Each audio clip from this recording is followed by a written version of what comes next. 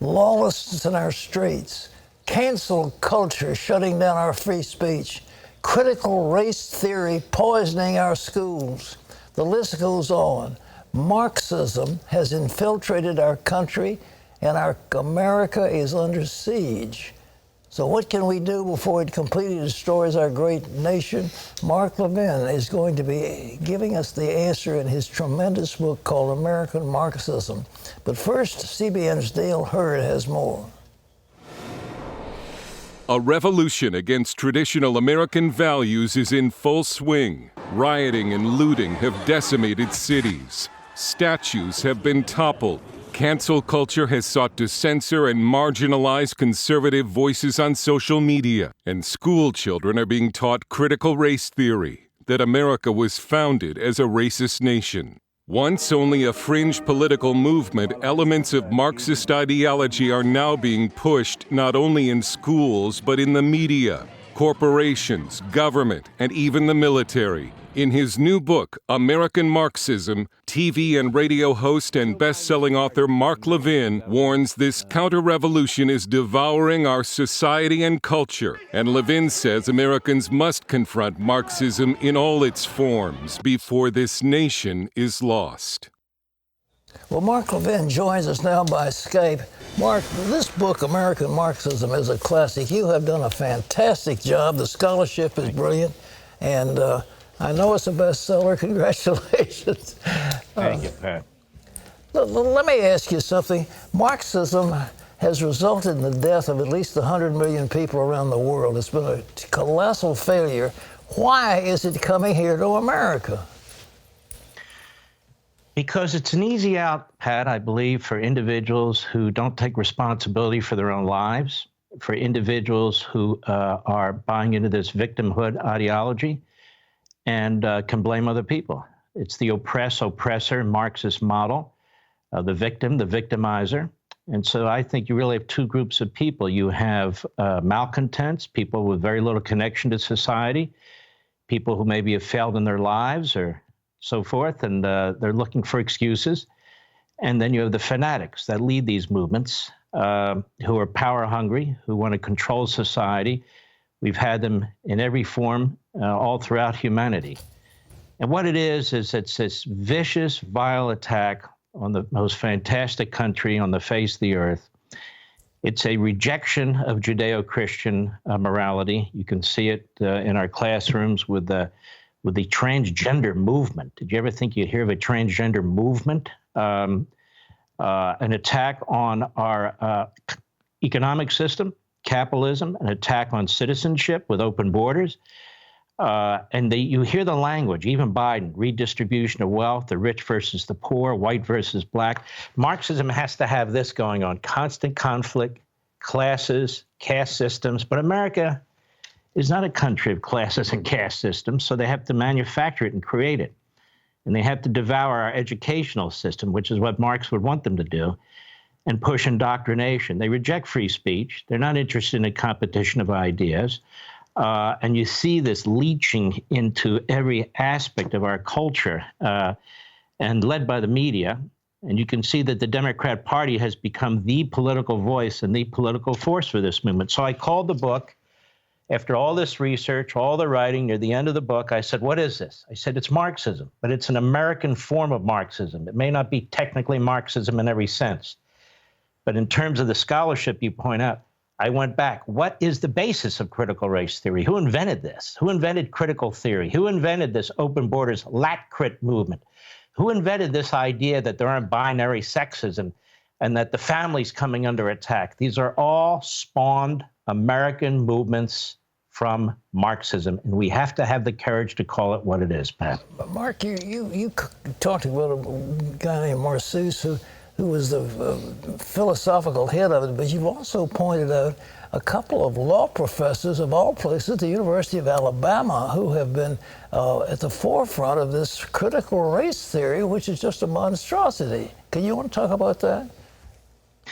Yeah, there's two of them in particular, and you're right. And they push this propaganda. They write about these books. You'll notice, Pat, they're never discussed on network TV. They're never really discussed anywhere. Instead, they bring out Kendi and Delgado, these most recent authors who are making millions and millions of dollars pushing Marxism, as a matter of fact, and racist ideas.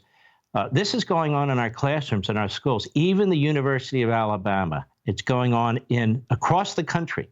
Our children are being indoctrinated. Our children, you send them off to college, maybe you even pay their tuition.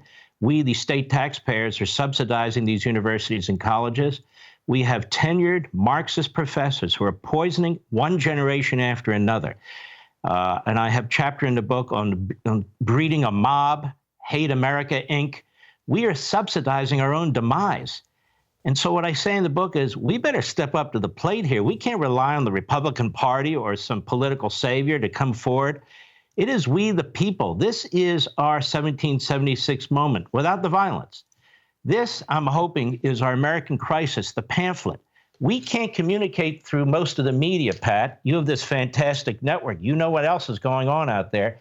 We can't communicate through social media. Maybe we have your platform, some other platforms, but in terms of the broad population, I think the written word and books, like the old pamphleteers, this is how we patriots who love this country, I don't care if you're a Democrat, Republican, Libertarian, moderate, whatever you are, if you love this country, we need to communicate with each other. We need to have a plan. We need to know what we're up against in order to combat it. And we need to get started, because I think we're not at the precipice looking into the abyss. We are in the abyss trying to claw our way out. And they're brainwashing our little grandchildren and children in elementary school. And if that doesn't prod people to act, which I explained in the last chapter, then I don't know what will. You talked at length about Ayn Rand, who wrote that terrific book called Atlas Shrugged. But her idea was that the success is now something that is bad, and we ought to take success about and humiliate people who are successful. Is that the ultimate aim of Marxism, is to destroy success, destroy capitalism, destroy everything that gives us the kind of society we have?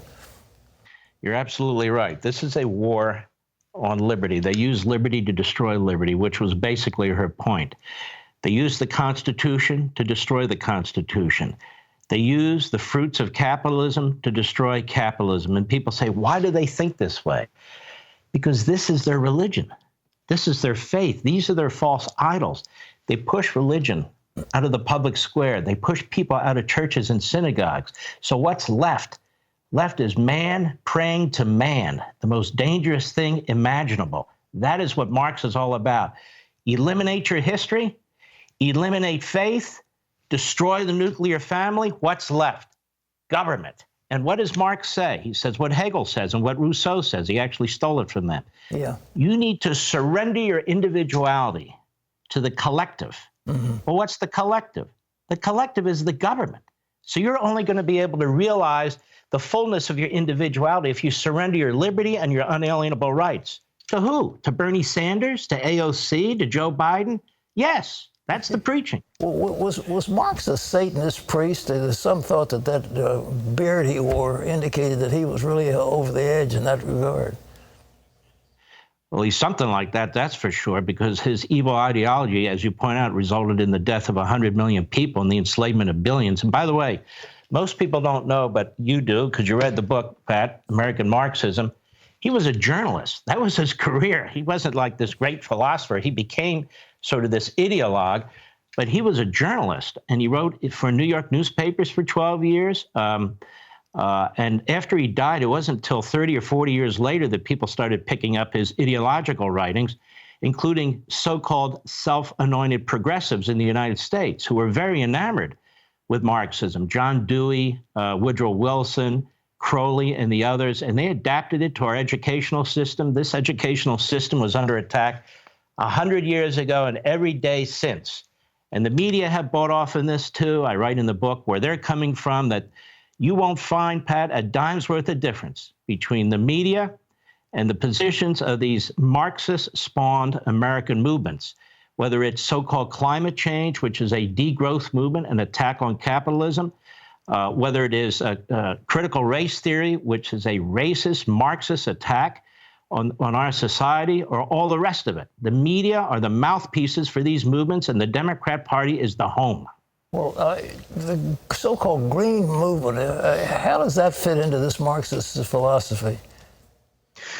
Because in the 1970s, a cabal of Marxists got together in Europe, and as I point out in the book, and they attacked industrialized society, particularly America. Marx hated the Industrial Revolution because it proved Marxism to be a complete fraud.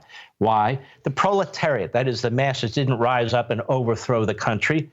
We built the greatest middle class, happy people, people who are successful, people who earn a living, of any society on the face of the earth. The greatest capitalist system was the opposite of what Marx said it was. So they've been attacking the industrial might of our country, smokestack industries, manufacturing, day in and day out ever since. You must destroy the industrialized heart of America. You must destroy capitalism for Marxism to succeed. And so this is the constant redistribution of wealth, massive confiscatory taxes, anything they can think of, regulations and so forth, to hinder and undermine the American industrial might. And the first thing they attacked, of course, and Biden attacked, was energy. You can't have a thriving economy. You can't have well-priced consumer goods. Energy is the center of everything. If you're going to destroy energy, you're going to destroy our economic system. How are we going to fight it, Mark? Well, you know, Pat, it took 100 years to get here, and hopefully it'll take less. But at the end of the book, it's the most important book I've ever written. It's the longest book I've ever written. But at the end of the book, I provide scores of ideas of how to fight back against the corporatists who have surrendered to this and now cheerlead for this. Our universities and colleges, we need to cut their funding, particularly in Republican states. I don't understand what's going on. If they're going to be using our money to subsidize the destruction of the country, they ought to have less of our money. We need to go after the teachers' unions, and there are ways we can do that. They have their various IRS standards. When they file, we can file complaints against them. I've done it myself. There's a whole list of things in these different areas with links with organizations. And Pat, I want to tell your audience, which is a magnificent audience, people of faith, please read the book, buy one and pass it around. Please do whatever you have to do. The time is now. This generation has to step up. This is daunting. It is complex, but we have no choice. It's in our face. Well, Mark, I congratulate you again. It's a tremendous book, ladies and gentlemen. Very brilliantly researched and eye-opening. So it's an easy read, but it's a deep read. Mark Levin, American Marxism. You don't need to get a copy wherever books are sold. And Mark, thanks so much for being with us. It's good to see you. Congratulations. And God bless you, and thank you for everything you do and you've done, Pat. Thank you, sir.